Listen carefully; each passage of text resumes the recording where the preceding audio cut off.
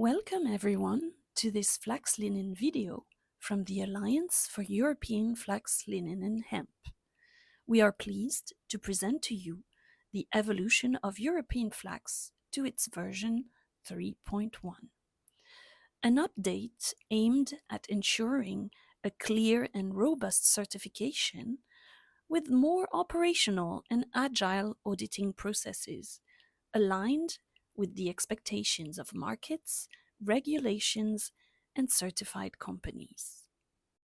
This video will start by setting out the context for the update of the European Flax Standard and the timeline of implementation for the version 3.1 standard and audits. To help certified companies navigate smoothly these evolutions, we will of course present an overview of the main changes, whether they are updates of existing documents, new requirements, or completely new tools, and where to find them. Finally, we'll announce the update to one of our video tutorials.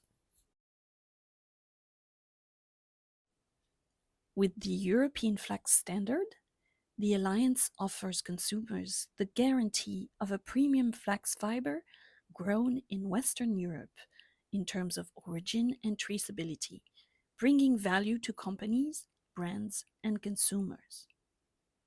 A business-to-business tool for companies within the flax linen value chains, and a business-to-consumer tool for brands. To meet markets' expectations, we built European Flax as a robust certification based on an open source standard and with high added value attributes. European Flax guarantees flax fiber origin and traceability until the final product, and common cultivation and scotching practices. These guaranteed common practices are the foundation for the favorable environmental profile of the European flax fiber. The certification also ensures a traceability that is verified by a third-party independent auditor with on-site and documentary audits. Product composition is supported and verified by an ISO norm, acting as an anti-counterfeiting tool for reliable product labeling.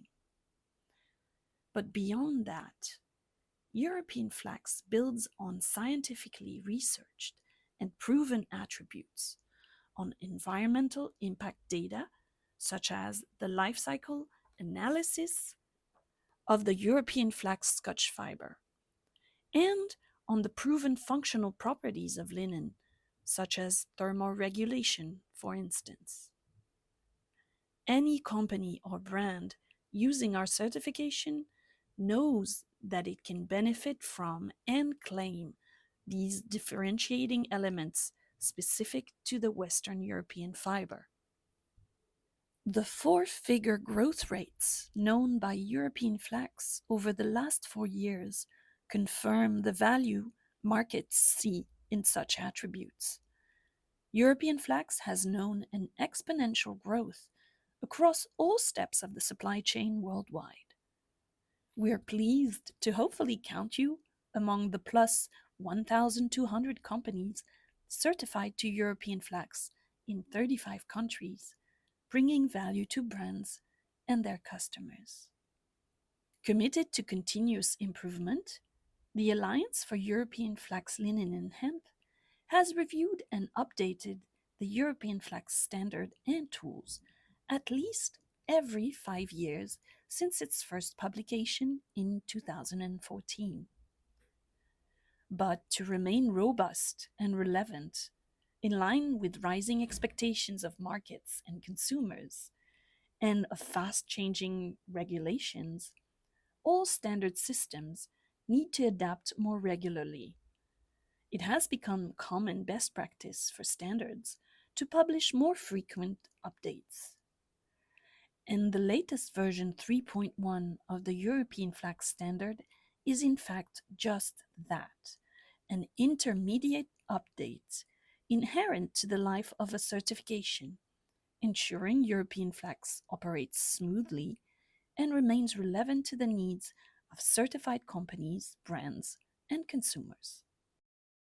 Version 3.1 of the European Flax Standard was published on October 22, 2024, and will come into effect on January 1st, 2025. What does that actually mean for you as a certified company or soon to be? Simply that until December 31st, 2024 included, all audits still follow version 3.0 of the standard currently in effect. From January 1st, 2025 onwards, all audits will follow new version 3.1 of the standard. Now, we want to reassure you that the entry into effect of version 3.1 is not a major shift of European Flax and may actually bring about clearer, more actionable requirements and auditing process for companies. Here is why. Now to the heart of the matter. What changed in European Flax? A number of documents have been updated, mainly the two reference documents, the Standard, which translates the founding principles of European Flax into detailed requirements and rules, and the certification process, listing the auditing protocols and procedures used to check compliance with the requirements. Two support tools have been updated too to reflect the changes in the standard: the checklist for processors and traders, and the infographics how to become European Flax certified. New tools have been created to support the different stakeholders, which we will detail soon. And a few documents remain unchanged in their current form. The RFQ, which is the form used to apply for the certification, the multi-part product technical sheet used to evaluate the compliance of finished products with the composition requirements, and the European Flax traceability chain infographics. Let's go a little deeper into the updates to the reference documents. The majority of changes have no impacts on the certification's requirements or the audit processes. They simply promote a better understanding of the standard and consist of corrections of minor typos, homogenized terminology, and clarification of wording. Some sections have been reorganized for a streamlined read and a better comprehension. Some deeper adjustments have been made too, mostly reflecting technical and operational feedback on auditing processes, always with the aim of keeping European Flax robust, relevant, and operational. The evolutions mainly concerned amendments to the sampling process for composition tests and to the submission of test results, a revised audit process for trading activities without any in-house processing, new processes and clarified requirements for the management of subcontractors, of the list of subcontractors, and of internal audits. We will get back to this last topic at the end of this video. Quite synthetically, what is the new process for composition tests? When composition tests are applicable, Bureau Veritas auditors will select one reference for composition testing per applicable activity and per site. The results of such tests will have to be presented to the auditor during the following audit. What about the revised audit process for trading activities without any in-house processing? There are three possible scenarios.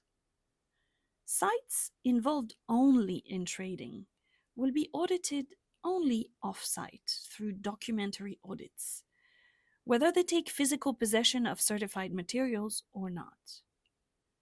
Sites doing both trading and in-house processing will be audited like processors, with a documentary audit on years 1 and 3 and an on-site audit on year 2.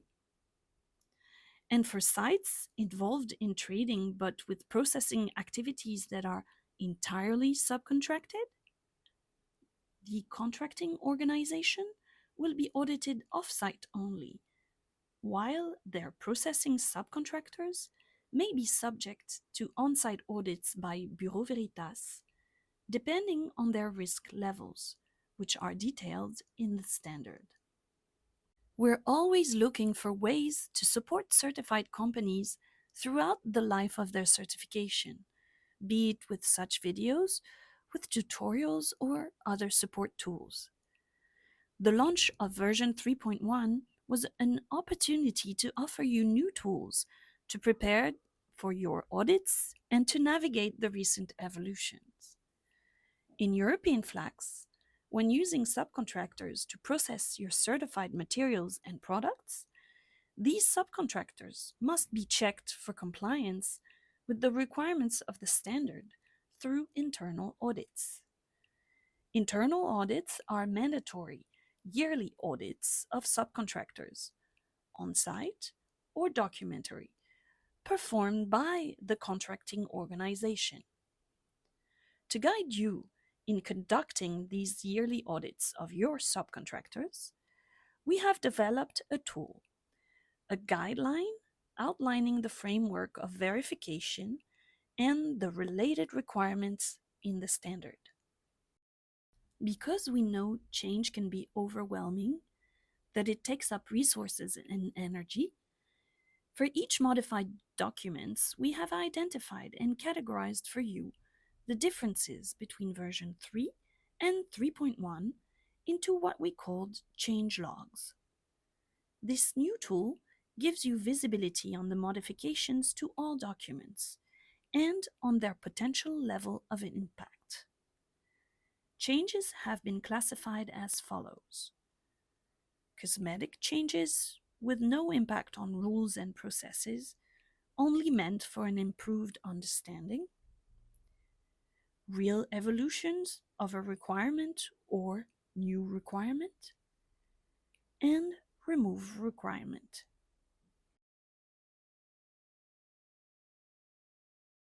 Now remember that all these tools and documents are available for download on our website. Just go to the dedicated technical documents page, gathering all the essential documents for certification, the new standard and certification process, infographics, checklists, and change logs are all available there. We encourage you to download and read them to understand what European Flax Certification 3.1 will look like for you. To accompany the launch of version 3.0 of the standard, we developed 4 tutorials as a resource to help companies getting familiar with the standard. 3 of them are still valid in their current form for version 3.1, so don't hesitate to check them out. As you can see, we didn't change the standard too much. As for the tutorial on subcontractors, we have updated it to include all the modifications brought to the topic by version 3.1. The new processes and clarified requirements for the management of subcontractors, for the list of subcontractors, and for internal audits. All these tutorials are hosted on the European Flax certification page of our website. We hope you enjoyed this video and hope to see you soon on our website. Thank you very much and goodbye.